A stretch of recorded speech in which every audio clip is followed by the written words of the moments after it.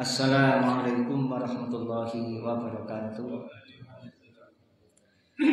Innal hamdalillah nahmaduhu wa nasta'inuhu wa nastaghfiruh wa na'udzu billahi min shururi anfusina wa min sayyiati a'malina. May yahdihillahu fala mudilla lahu wa may yudlil fala hadiya lahu. Asyhadu an la ilaha illallah wahdahu la syarika lahu wa asyhadu anna Muhammadan abduhu wa rasuluh.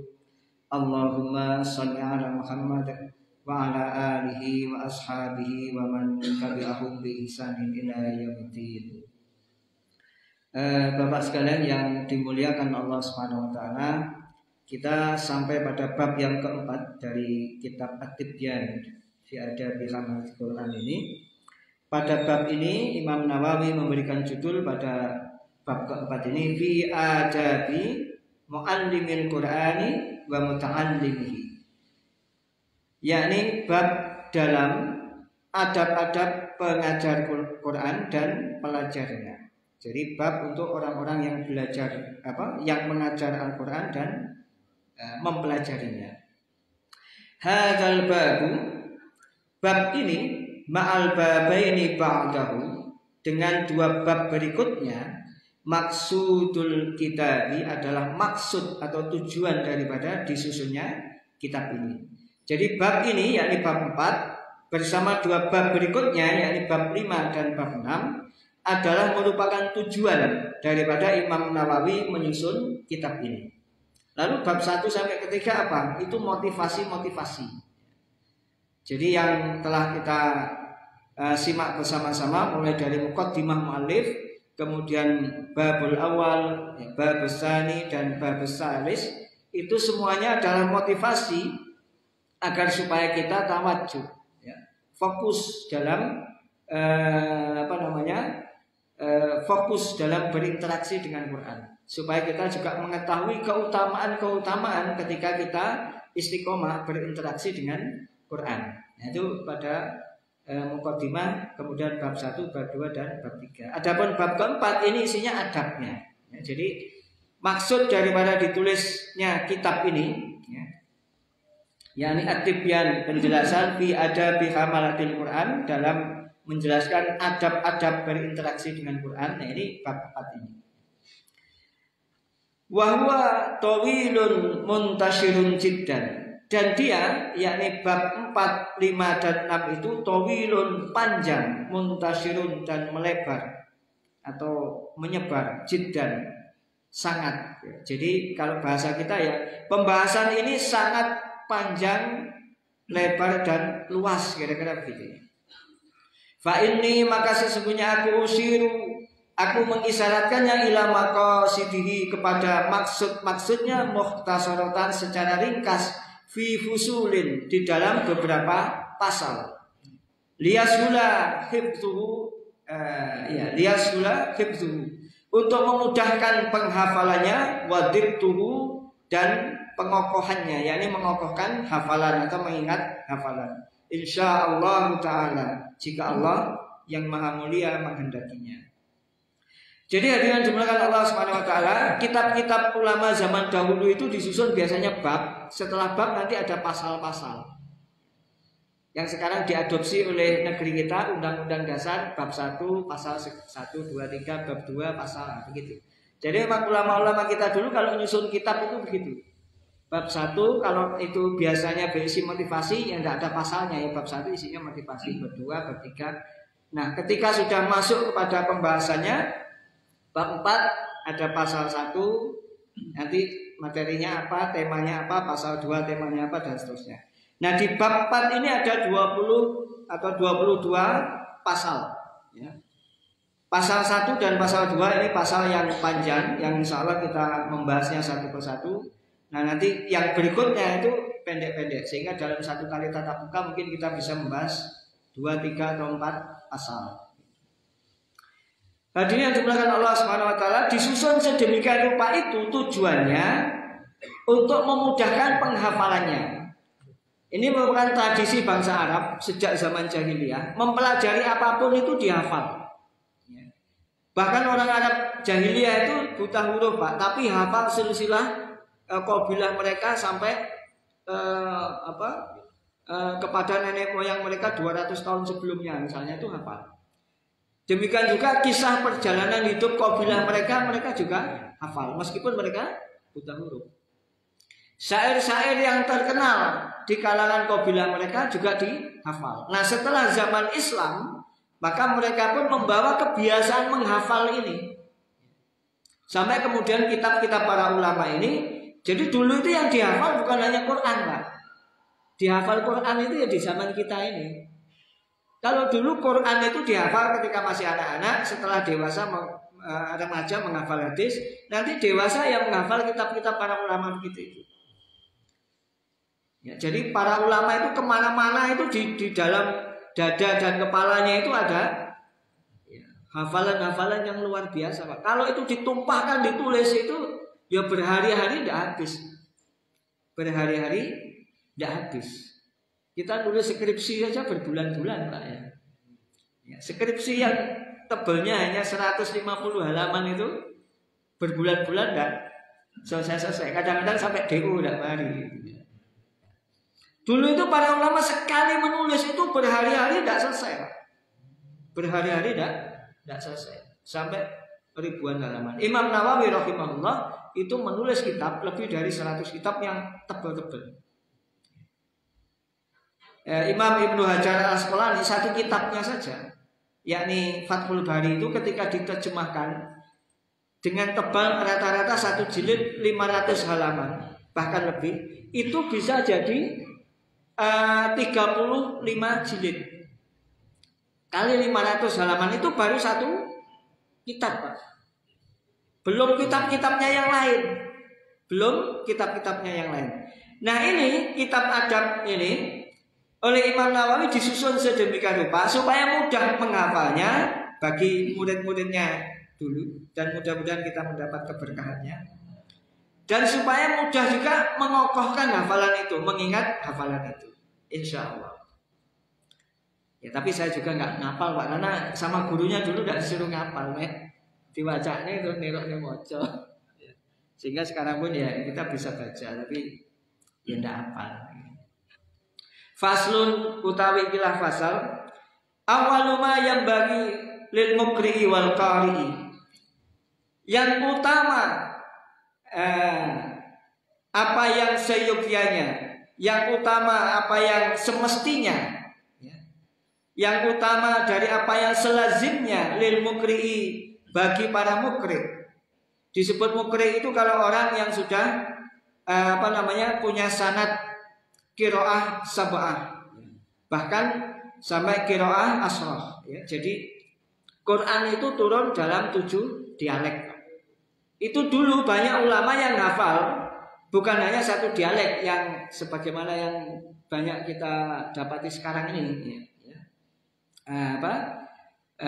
Dulu itu banyak ulama-ulama yang menghafal sampai 10 dialek atau 7 dialek atau 10 dialek atau bahkan dialek-dialek yang syadz pun sampai dihafalnya. Ayyaksida kiranya keduanya, yakni para qari dan mukri. Mukri itu yang hafal beberapa qiraat tadi, sedangkan qari itu yang membaca dengan satu qiraat saja. Keduanya bermaksud bidzalika dengan yang demikian itu, yakni mempelajari dan mengajarkan Al-Qur'an itu ridhallahi ta'ala, adalah semata-mata mencari ridha Allah Ta'ala.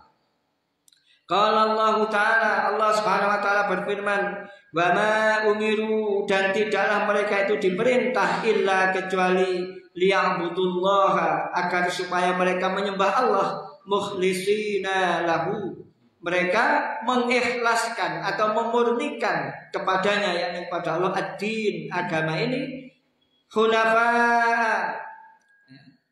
yang lurus, wa yuqimunas sholata, dan agar supaya mereka menegakkan salat, wa yutuz zakata, dan mereka menunaikan zakat, wa dzalika, dan yang demikian itu dinul qayyimah, itulah agama yang qayyim, agama yang lurus, agama yang tegak. Al millatul mustaqimah, yakni millah atau jalan hidup yang lurus. Wa fi sahihain, dan di dalam kitab dua sahih, yakni Sahih Bukhari dan Sahih Muslim, an Rasulillah sallallahu alaihi wasallam, dari Rasulullah sallallahu alaihi wasallam, innamal a'malu, sesungguhnya amal-amal itu atau perbuatan-perbuatan itu binniyati, dengan niat-niatnya. Wa innama, dan sesungguhnya hanyalah likulli imri'in, bagi setiap urusan, manawa, apa yang urusan itu, apa yang meniatkan untuk urusan itu. Wa hadzal hadisi, dan hadis ini min usulil Islam, termasuk ke dalam prinsip-prinsip dasar Islam.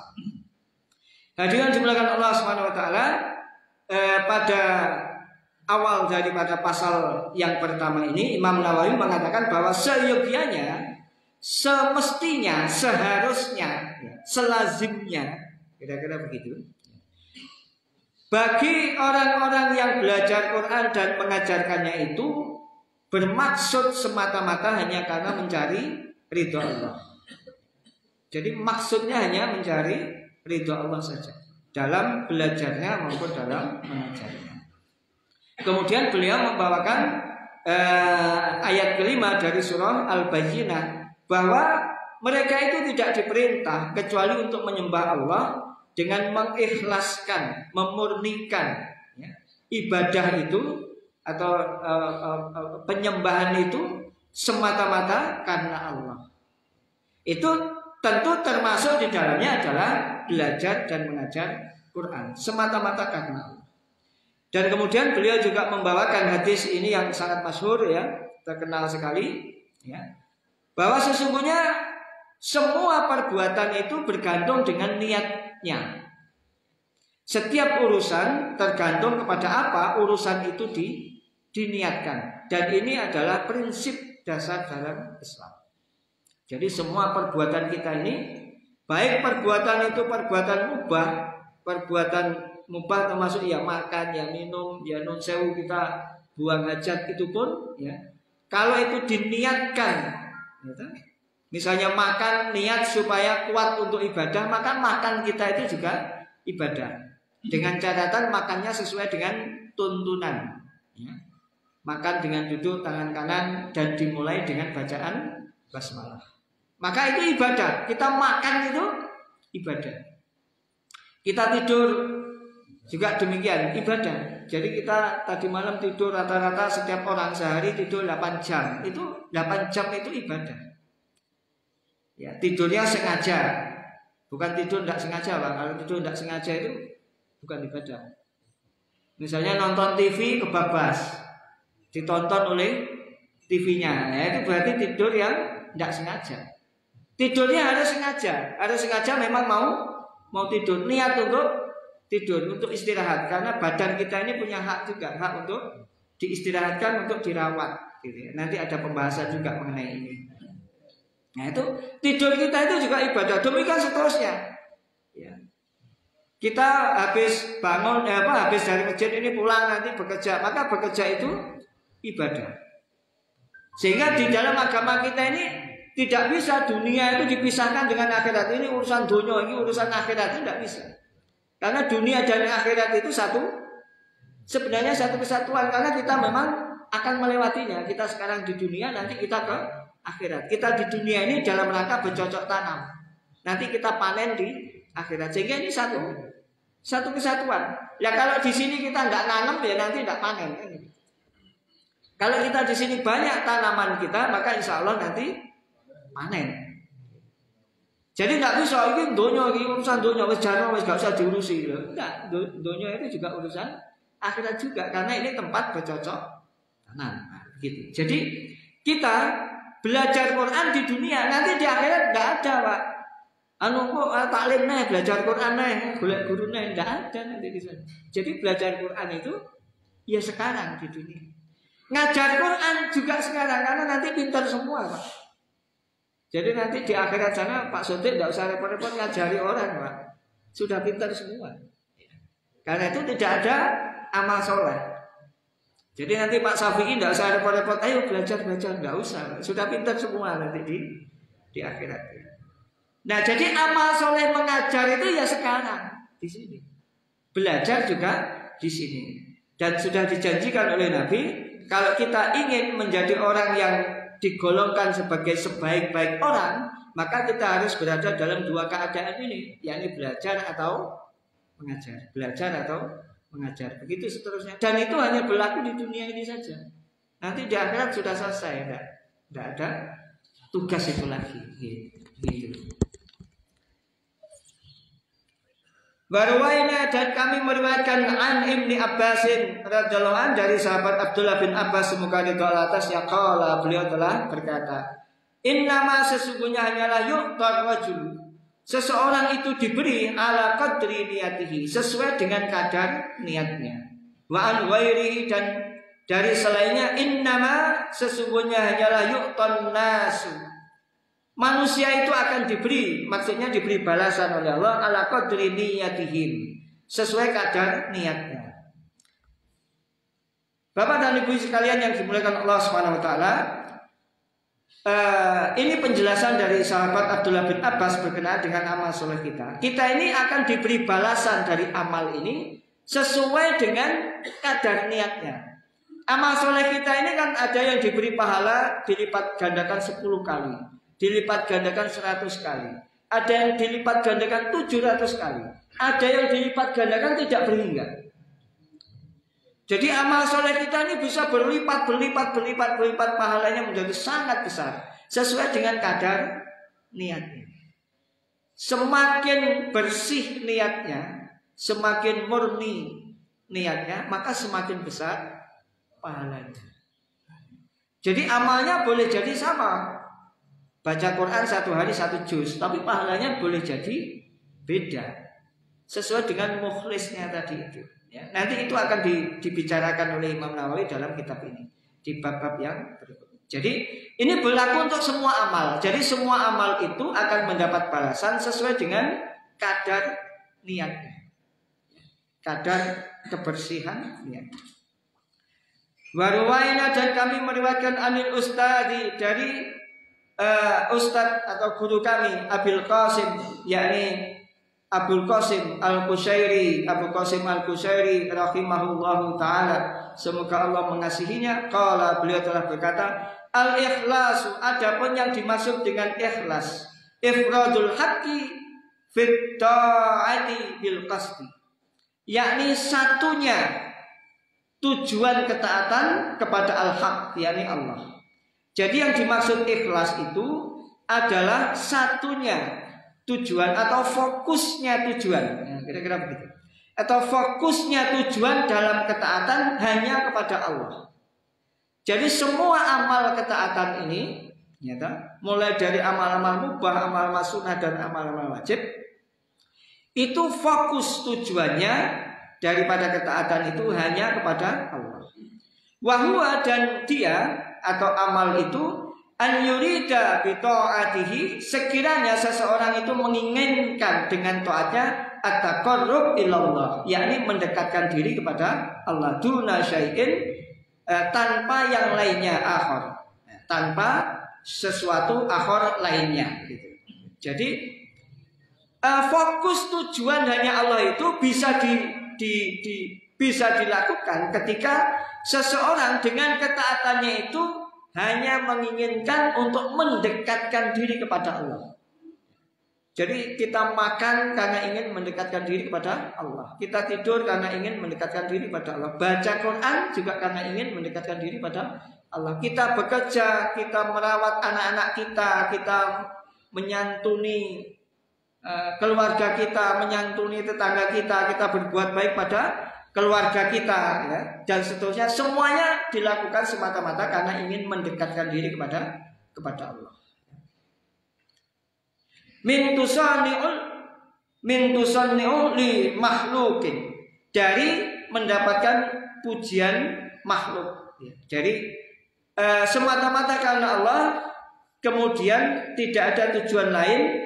Di antara tujuan lain adalah mengharapkan pujian makhluk.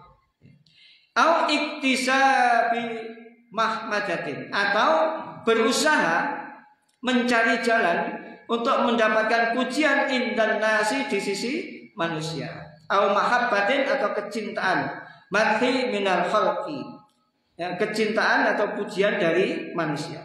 Au makna minal ma'ani siwat taqarrub ilallah, atau makna dari beberapa makna, maksudnya adalah motif-motif atau tujuan-tujuan selain daripada mendekatkan diri kepada Allah Ta'ala. Jadi semua amal dimaksudkan, diinginkan untuk mendekatkan diri kepada Allah dan menghilangkan yang lainnya, di antaranya pujian makhluk. Ya. Jadi kita tetap sholat subuh, dipuji atau tidak dipuji, ya tetap sholat berjamaah. Kita tetap akan merawat, mendidik, mengasuh anak-anak kita, dipuji atau tidak dipuji, tetap kita lakukan. Demikian seterusnya. Tidak pula mencari jalan. Ya, iktisab itu usaha atau mencari jalan untuk mendapat pujian. Jadi memang amal soleh itu bisa dijadikan jalan untuk mendapatkan sanjungan manusia. Amal soleh itu bisa dijadikan jalan untuk mendapatkan pujian manusia. Amal soleh itu bisa juga dijadikan jalan, ya kan, untuk mendapatkan kemasyhuran di kalangan manusia. Nah, ikhlas itu kita tidak berusaha untuk itu. Lah kalau kemudian tiba-tiba kita menjadi orang terkenal, ya itu ya rezeki dari Allah. Nah, tiba-tiba Pak Hasan ini terkenal karena memang suaranya panjang sekali, kalau adzan duwowo gak tutup-tutup misalnya. Kemudian terkenal sing suaranya dawa Pak Hasan. Ya itu memang karunia Allah. Tapi kita tidak mencari jalan untuk itu. Qala, dan beliau berkata, wa yasihhu an yuqal, dan juga sah atau sahih sekiranya dikatakan al-ikhlas. Ikhlas itu tasfiyatul fi'li, bersihnya perbuatan, an mulahadatil makhluqina, bersihnya perbuatan dari perhatian makhluk atau catatan makhluk. Jadi yang dinamakan ikhlas itu menurut Imam Qusairi adalah ketika perbuatan itu bersih dari tujuan untuk dapat catatan dari makhluk, ya. Bersih dari dapat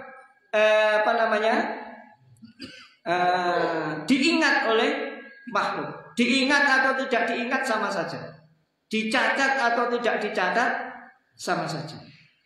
Hadirin dimulakan Allah Subhanahu wa taala, gangguan orang yang belum belajar itu biasanya yang terbesar itu malas. Ya mau sholat subuh malas, mau ini malas, mau beramal ini malas. Nah, orang yang sudah belajar dan kuat niatnya itu malasnya hilang, Pak. Tapi muncul gangguan yang lebih besar. Yang lebih besar. Ketika setan dan hawa nafsu membisikkan, "Oh, suaramu lo bagus. Wong sak masjid Al-Ikhwan ini enggak ada apa-apa nih. Suaramu yang paling bagus." Maka akhirnya karena setiap hari ngaji di rumahnya dhewe, ini enggak suaraku banyak.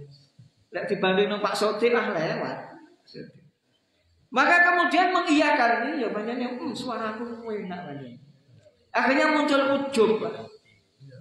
Muncul ujub, bangga diri. Sehingga kalau yang lainnya ngaji salah, Pak, ngaji mulus gak ada, ojo tuh,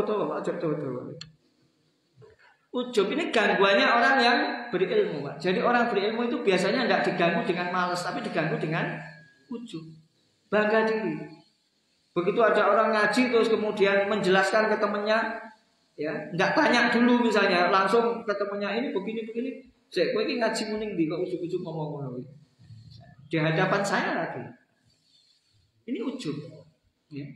Jadi gangguannya orang berilmu itu Pak, itu bisa meruntuhkan amal soleh dia.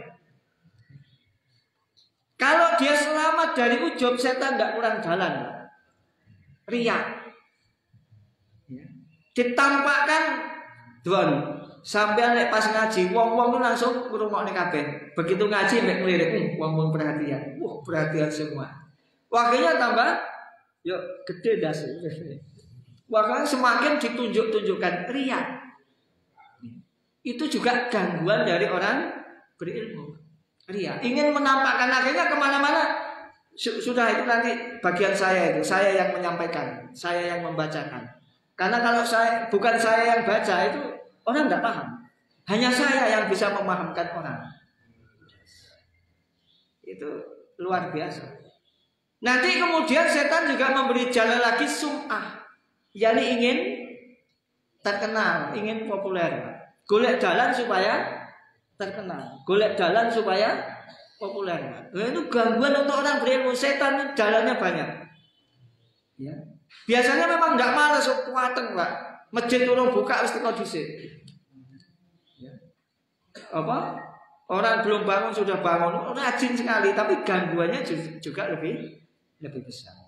Nah, ikhlas itu kata Imam Qusairi, ya, bersihnya perbuatan itu dari keinginan untuk dicatat oleh manusia, untuk diingat oleh manusia, termasuk ingin dilihat oleh manusia, termasuk ingin dikenang oleh manusia. Ya. Jadi ya bahasanya Pak Fuad ya, cuek saja, beramal saja. Tapi kalau tiba-tiba orang mengingat kita, ya itu memang karunia Allah itu aja. Jadi ya cuek saja, saya butuhnya beramal soleh kok. Tapi amal yang baik, bukan terus saya istiqomah beramal salah padahal diterus nih ya enggak gitu. Ya, jadi ini amal yang baik. Wan Huzaifatal Mar'ashi dari Huzaifah al-Mar'ashi rahimahullahu ta'ala, semoga Allah mengasihi. Al-ikhlasu, adapun ikhlas itu istiwa wa af'alil abdi, samanya perbuatan hamba fil zahiri wal batini. Perbuatan hamba itu sama baik zahir maupun batinnya. Nah, ini yang bisa mengukur, bisa mengetahui kita sendiri. Jadi hati kita ini ketika beramal, lek ketok wong atau gak ketok wong podo apa enggak? Kalau enggak podo berarti kita enggak ikhlas. Cuman ini orang lain enggak tahu, Pak. Yang tahu kita.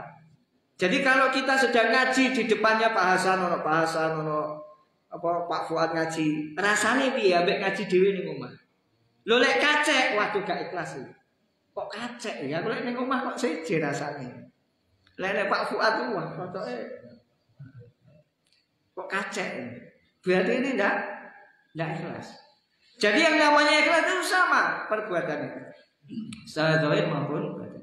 Wa Zinnuni, dan dari Zinnuni rahimahullah qala, beliau telah berkata salasun, ada 3 min alamatil ikhlas, dari tanda-tanda ikhlas. Ada 3 tanda-tanda ikhlas.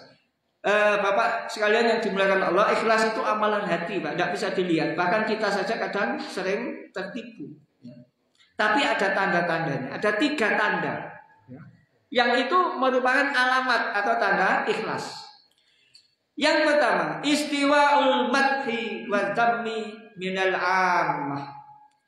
Sama antara dapat pujian dan celaan dari masyarakat.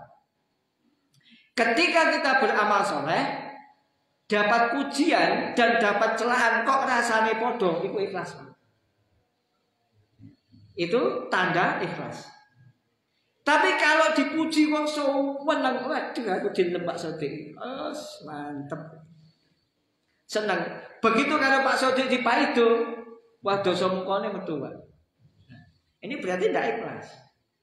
Jadi tanda ikhlas itu ya ini kita juga yang ukur. Ketika dipuji atau dicela sama saja, enggak pengaruh. Saya beramal bukan karena Pak Sodik, saya beramal karena Allah, karena ingin mendekatkan diri pada Allah. Soal Pak Sodik memuji atau mencela, ya itu urusannya Pak Sodik, bukan urusan saya misalnya. Itu ikhlas. Cuman itu kan adanya di dalam ya dada kita, Pak. Orang kan tidak lihat, Pak Fadil tidak lihat. Jadi mungkin lesu apa jenis apa seneng itu Pak Fadil tidak tahu. Yang bisa merasakan saya. Itu tanda yang pertama. Sama dipuji atau dicela oleh masyarakat. Wanisyanu, yang kedua, wanisyanu, dan melupakan ru'yatil amali, melihat amal atau mengenang amal fil a'mali, di antara amal-amal.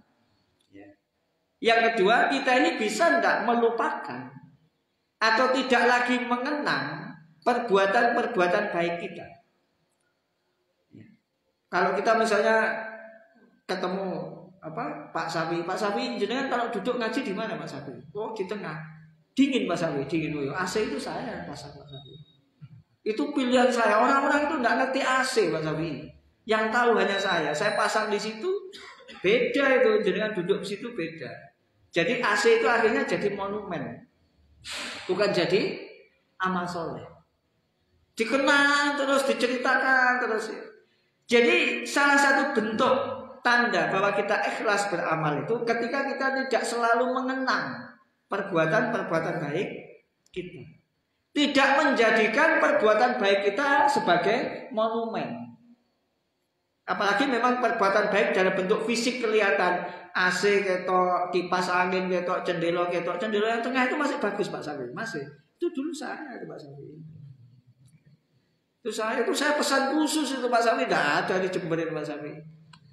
Saya pesannya di Jelbuk gitu. Di Jember tidak ada, adanya di Jelbuk misalnya. Jadi akhirnya amal soleh jadi monumen. Itu tanda keikhlasan. Jadi kalau kita bisa melupakan, dalam arti melupakan ya terus duduk lali, misalnya Pak Sawi pernah ngutangi Pak Hasan 1 juta terus aku lali Pak Hasan gak kalau utang. Ya enggak begitu. Maksudnya ya amal baik kita ini tidak terus-menerus dikenang. Apalagi dijadikan monumen. Yang ketiga, waqtida'u sawabil a'mali fil akhirah. Dan mengharap balasan dari amal soleh itu hanya di akhirat. Itu tanda yang ketiga. Kalau kita ketika beramal soleh itu selalu yang kita harapkan panen di akhirat, mengharapkan keuntungan di akhirat, pahala di akhirat, berarti itu ikhlas. Itu tanda kita ikhlas. Ya. Sekali lagi yang bisa melihat diri kita sendiri. Delok uang ya kangelan Pak. Karena itu urusan hati Pak. Jadi ikhlas itu urusan hati, bukan urusan fisik, tidak kelihatan. Siapa yang paling ikhlas dalam waktu sholat subuh ini? Tidak kelihatan Pak. Meskipun itu doktor, profesor, kuliah bertahun-tahun tetap tidak bisa lihat. Ikhlas itu urusan hati. Tapi ada tanda-tandanya yang kita bisa mengenalinya. Ini menurut Imam Zunnun tadi, satu tandanya sama ketika kita ini rasanya yang bisa merasakan kan kita Pak. Dilem apa dipaidu itu sama. Dilem ya tetap beramal soleh, dipaidu tetap beramal soleh. Termasuk dalam hal belajar dan mengajar Quran. Belajar Quran dipaidu terus tuwek sinau gak mari-mari. Benar tahun teman gak iso-iso Pak. Seleren mari, tetap belajar mbok paidu urusanmu. Saya tidak punya urusan dengan sampean. Itu berarti ikhlas. Tapi lek dipaidu sesuk ya wis aku gak ngaji gak paten wis. Gak budal wis. Berarti gak ikhlas. Gak ikhlas berarti paidu sepisan langsung mutung. Nah, jadi kalau mutungan itu tanda ndak ikhlas ngaji kok mutung. Termasuk sholat subuh mutung. Terus akhirnya wis gak subuhan gak paten. Bahaya. Jadi satu sama dipuji atau dicela, atau disanjung atau dipaidu itu sama. Kita tetap beramal soleh. Itu tanda kalau kita ikhlas. Cuma rasanya kan di sini, Pak. Iya, Pak. Gak kelihatan orang. Pokoknya sesuk motong, kok motong. Baru kelihatan. Kemudian yang kedua, ya, tidak mengenang, tidak selalu mengenang dan tidak menjadikan amal soleh kita sebagai monumen di hati orang, Pak. Ya. Kalau monumen di hadapan Allah boleh, Pak. Kita berharap kepada Allah boleh. Ya. Tapi tidak menjadikan monumen di hati manusia, tidak menjadikan kenangan di hati manusia.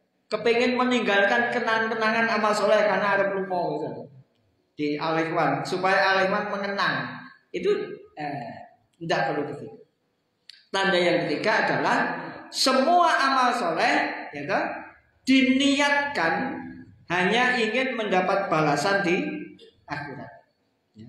Semua perbuatan baik kita niatkan hanya semata-mata untuk mendapatkan balasan dari Allah Subhanahu Wa Taala di akhirat. Ini berlaku untuk semua amal soleh. Berlaku untuk semua amal soleh. Waktunya habis, Pak. Wah, ternyata tidak sampai satu pasal ini. Karena saya malam ini, pagi ini satu pasal. Setengah pasal ini, Pak. Kita akan selesaikan yang setengahnya lagi. Ini yang panjang hanya 2 pasal, Pak. Jadi pasal 3 dan seterusnya itu tidak begitu panjang. Jadi insya Allah bisa kita selesaikan lebih cepat. Mudah-mudahan.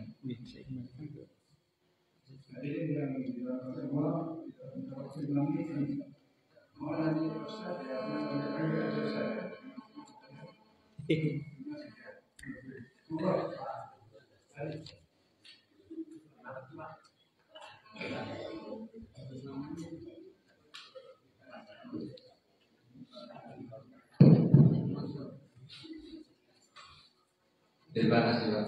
Sekalian teruskan yang keempat dan lupa.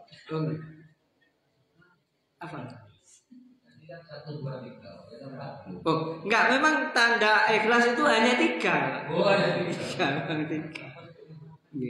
Jadi salasun 3 min alamatil ikhlas, dari tanda-tanda ikhlas. Jadi ada 3 tanda ikhlas. Pertanyaannya itu Pak, itu kita katakanlah dari awal sudah kenal soleh, tapi dalam perjalanan itu yang kita beri amal soleh tersebut itu melakukan satu kegolongan yang terus menerus, bukan hanya 1, 2 kali. Kemudian hati itu gimana? Jangan keluarnya.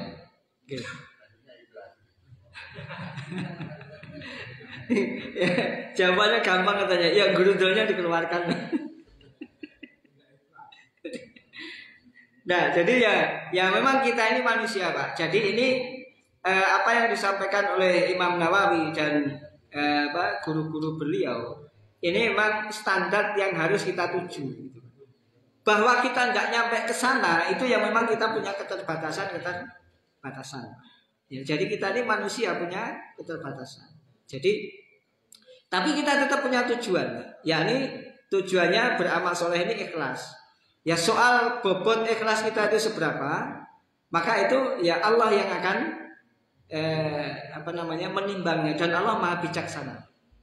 Nah, tetapi kalau kita membiasakan diri berbuat baik, nanti Allah akan ya perbaiki. Karena yang bisa memperbaiki kita ini sesungguhnya bukan kita, Pak, tapi Allah. Nah, nanti di belakang ada penjelasan untuk upaya-upaya itu, Pak. Bagaimana kita berupaya untuk melakukan perbaikan-perbaikan terhadap amal soleh kita.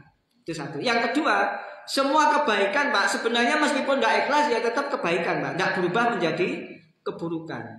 Hanya saja pahalanya itu bertingkat-tingkat, kan begitu, Pak.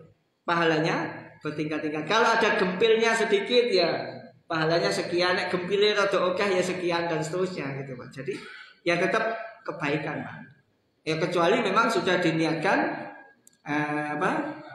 untuk keburukan, ya itu berbeda. Kalau sudah niatnya baik, soal ada gempilnya itu manusiawi. Nah, nanti itu sesuai dengan kebijaksanaan Allah Subhanahu wa taala dalam memberikan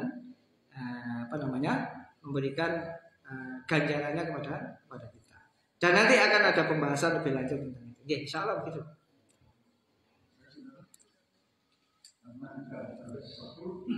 Maka saya